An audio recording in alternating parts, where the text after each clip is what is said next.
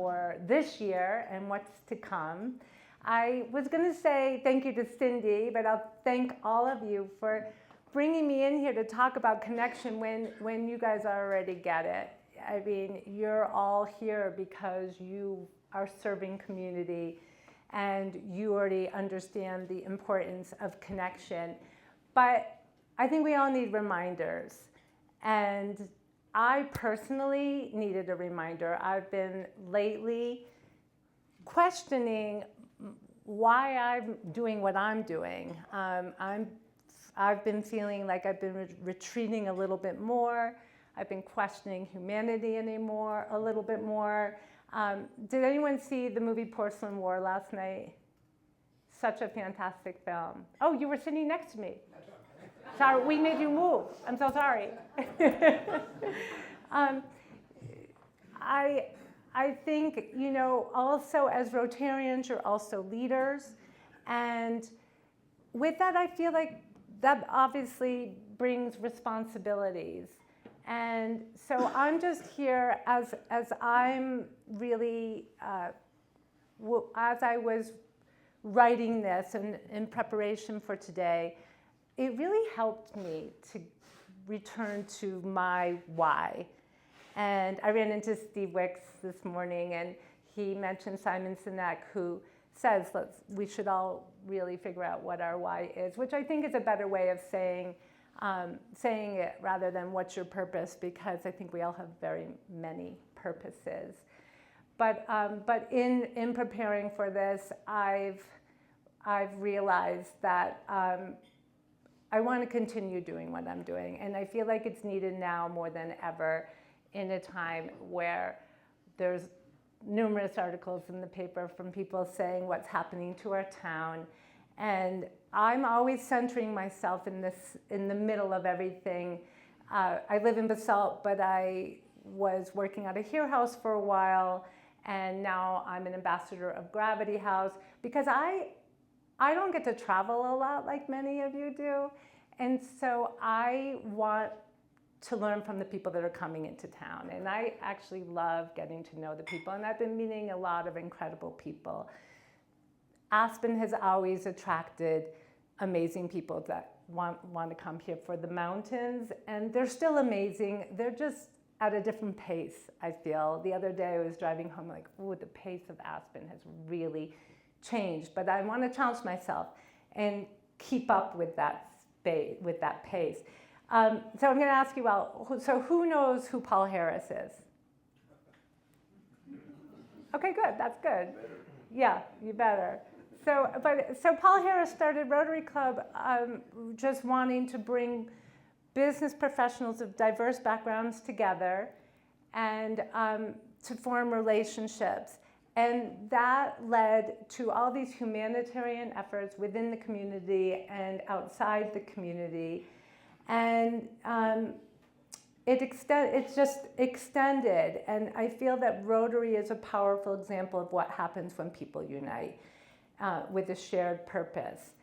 But how do we expand that to our everyday lives? With AI and phone addiction, and I'm noticing that people are so busy that they're not really seeing each other. They're except for this morning, it was so fun to see all the fist bumping, and as so many of you have longevity in the Valley and you have so much wisdom to share. But I think it's really important for us to reconnect with why we care so much. So I have this best childhood friend who moved. She lived here, and then she lived here before I did actually, and then she left to go to the Bay Area. And she started 2 tech companies, and then she started her own college counseling business. And then I helped her Kathy Klug knows her, I helped her to apply for the job as a post-secondary counselor at the Aspen High School.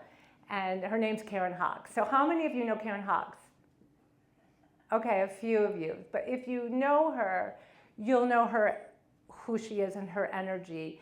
Karen is the most open person I know. She's so receptive to everything. She's up for everything. She has way too much energy. I mean, we'll go skinning and then she wants to know what we're doing next. And she really made me realize that I had been retreating and that I was focusing too much on energy and my perceptions of, if the energy felt off, then I would just be I would be dismissive. And I didn't realize that about myself. I had really put myself in a box. And some of the people that I felt like I wasn't sure about their energy, when Karen was with them, they were totally different. And I saw them in such a different light. They just shined brighter. And so I'm just thinking we all need to shine our lights brighter and bring out that brightness in other people. And so I'm a motivational speaker, but I would say that I'm a beginning motivational speaker, because I feel like I have so much to share and remind people on what's important. And after seeing that movie last night about artists in Ukraine, and it's all about connection. It's all about staying sane when we feel like our world's on fire. So I'm trying to not read from my script, but there's some quotes in here that I want to bring up because I think it's really helpful. So I almost brought Karen in for show and tell, and she was actually amenable to it.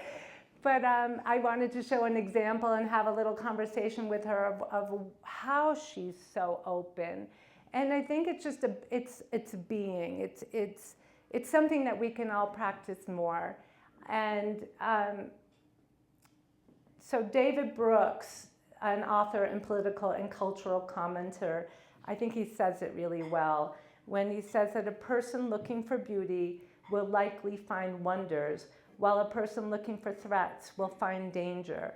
A person who beams warmth brings out the glowing sides of the people she meets, while someone who conveys formality can meet the same people and find them stiff and detached. A good conversationalist is a master at fostering a two-way exchange. They lead people on a mutual expedition toward understanding. Brooks describes these communicators as illuminators in his book, How to Know a Person. They see people in all their fullness. So it helps to have these networks to help keep us on track. But networking, the word networking in this valley just has a negative connotation because it connotes, in many people's minds, what can you do for me? But it is an exchange. It's being curious and really finding out more about who people are and what they do. I mean, I have Olivia here who's helping me with my work, and just telling her who everyone in the room is here. There's so many people here that have done such incredible things in the Valley. And I just think that we are a network. So it's not so much about networking, it's about being a network and then referring people to each other.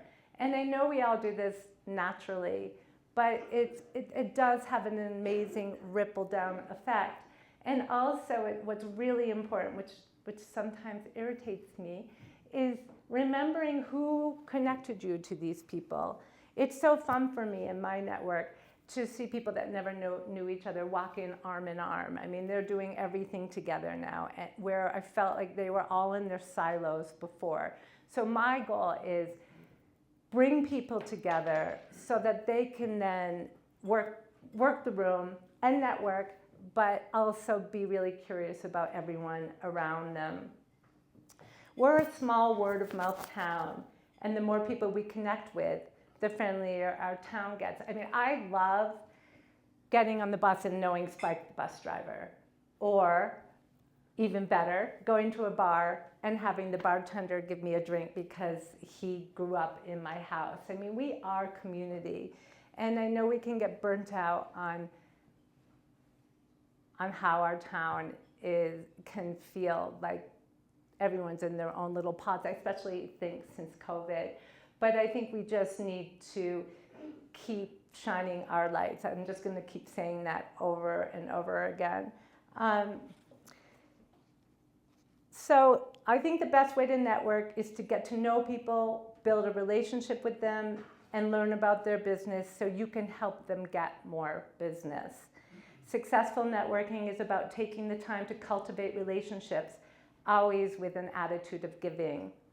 So this is more for me, and I hope that it resonates with you, but what if we challenge ourselves to give more without expectations and without focusing on the bottom line?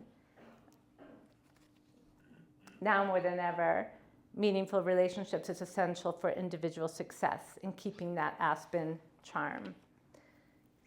And I also think that by combining the old with the new and honoring our history of collaboration, we can do our best to keep Aspen a place where relationships thrive. So I do think we all need to be open to this new guard coming to town. Give them a chance, see what they have to say, and impart your wisdom on how we can better preserve our mountains and our landscape around us. I remember when I first moved to town in 1990, I had a little Honda Prelude that could switch lanes, and I got probably 5 speeding tickets in 2 months. And I was also working with Dee Dee Brinkman in film production, and I went in to speak with Jim Stark at the Forest Service. And that I'll never forget. He said, "Jillian, slow your roll." He said, "We're not about the money. We're not about just taking money to let people shoot wherever they want in our valley. We're more about getting to know them and teaching them how to better preserve." So I think that's really important. The other thing about connection is that so many of our kids are having difficulties finding jobs. I think I want to start yet another Facebook group page of alumni where the kids can use their connections, because right now it's all about connection. Their resumes are getting sent into the ether, and it's really a struggle for them all. So we all need to help our kids, and it's all about connection. So, but this is where things get gritty. We all have different personalities. Some are extroverts, some are introverts, and some, like me, are relying on our perceptions to a fault. I think we need to be able to laugh at ourselves more and really know that, and maybe you don't all feel this way, but really know that the people are inherently good. And I'm always amazed at how people excel in their passions and how good they can become as musicians, as artists. And I think we all just need to do us as best as we can and be okay with ourselves if we're not in the mood to be friendly at the moment, and to exchange pleasantries. If we're not in the mood, then we don't. I'm not saying we always have to be like Karen and like a dog wagging her tail, making us all crazy with excitement.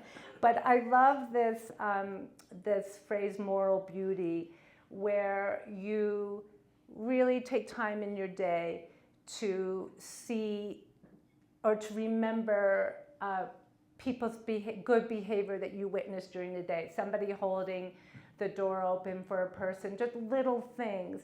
And I think watching that really helps us to feel better connected and appreciative of what we have. Martha Beck, who is one of the original life coaches and a Harvard-trained sociologist, has said that being heart-centered in business also involves having a heart, but not losing your head.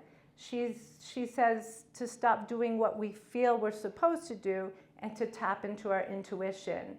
And because we are all just human, and ultimately we must take care of ourselves first. But I do believe in the law of attraction. We bring in what we give out. And so if we're all open to others, they're going to be open to us. And I just want to attract those good people to me. So I think that it is all about energy. Dr. Andrew Huberman, a neuroscientist who talks about the circadian rhythms. Are all of you getting up early in the morning for the first sunrise and seeing the sunset at night to get the light in your eyes? Yeah, all of you? No. Well, so it's so trending right now about that, getting that light. And he encouraged us to stay quiet and listen, not trying to find compatibility points, but instead embrace differences with curiosity and interest. Boundaries are essential, and we just need to try a little bit better. And then there's Byron Katie, who talks about the work, and it's a self-inquiry process that has you questioning what you're thinking. Are they truths? What part of what you're thinking about somebody are truths, and what part is just speculation? And her work is based on the idea that our suffering often comes from our thoughts and beliefs rather than the situation itself. And she encourages us to analyze ourselves better. So I'm just going to skip over this next paragraph. I do want to talk about a trip that I just had to Germany. My family went to Germany to visit family that we had over there that we had never met, and the purpose of it was to revisit the past, which I've never really wanted to do. We lost a lot of family in the Holocaust. But we did, my grandmother had, my grandmother's brother-in-law got a Paraguay passport through a connection he had, which ended up saving one line of our family tree. My mother, her parents escaped, well, they didn't escape, they went to Britain to buy leather for their shoe factory, and they never went back because Hitler invaded 4 days later, and my grandmother was pregnant with my mother. So that's why I'm here today. But my point is that it was through connections that it became a lifeline for one part of my family. And so every meaningful, I think of networking more of a lifeline than an exchange of business pleasantries. So in this new year, I just challenge us all to think about leading with less perceptions and ego and more with curiosity. And think about somebody who you know who shines their light and emanate them more, like John Serpa.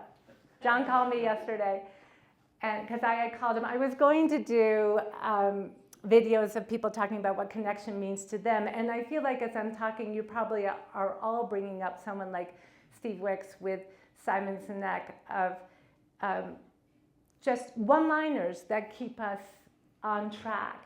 And so I don't want to keep talking because I would love to have us all talk about these one-liners that can all help us So I'm going to end the quote with Marianne Williamson, who many of you may have seen when she came to Aspen. I didn't, but I like this quote. She said, "Our deepest fear is that we're powerful beyond measure. It's our light, not our darkness, that most frightens us. We ask ourselves, who am I to be brilliant, gorgeous, talented, fabulous?" Do you know the answer to that, John? Actually, who are you not to be? Everything we do is infused with the energy with which we do it. If we're frantic, life will be frantic. If we're peaceful, life will be peaceful. And one more quote. Try to be a rainbow on someone's cloud, Maya Angelou. So I'm just suggesting that you be you, but you be you shining at your brightest watt. And I don't know if that was 20 minutes, but I don't think I need to go on anymore.